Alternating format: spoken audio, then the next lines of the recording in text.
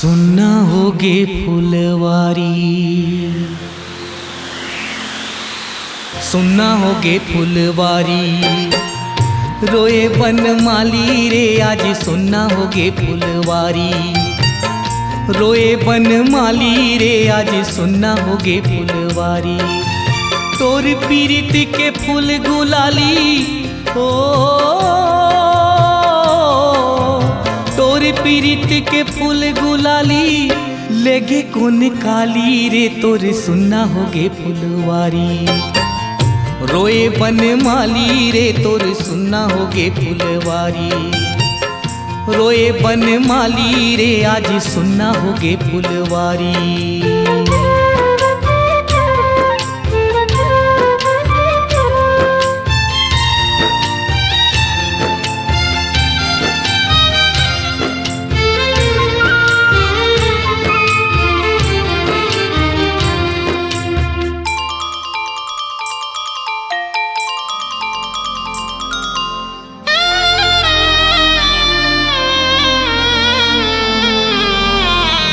माली तोर करम है सींच के फूल के रूप सजाना रे, सोच डारे ते काबर मूरख फूल से नेह लगाना रे।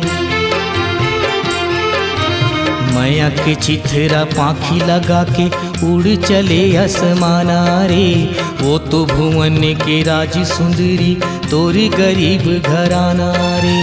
माली ते मर जाद भुला के ओ माली ते मर जाद भुला के पाप करे भारी रे तोर सुनना होगे फुलवारी, रोए बनमाली रे आज सुनना होगे फुलवारी, रोए बनमाली रे आज सुनना होगे फुलवारी।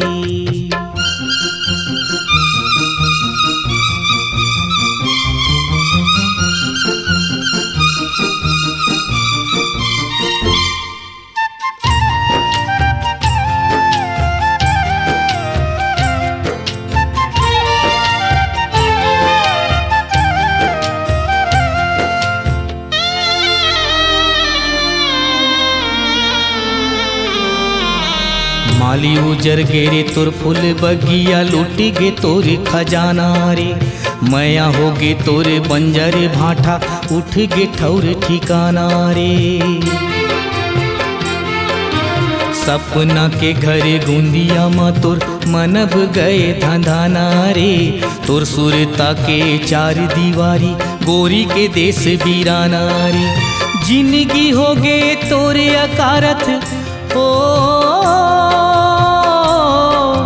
जिंदगी होगे तोरे अकारथ बिना संगवारी रे तोर सुनना होगे फुलवारी, रोए बनमाली रे आज सुनना होगे फुलवारी, रोए बनमाली रे आज सुनना होगे फुलवारी। तोर पीरित के फूल गुलाली ओ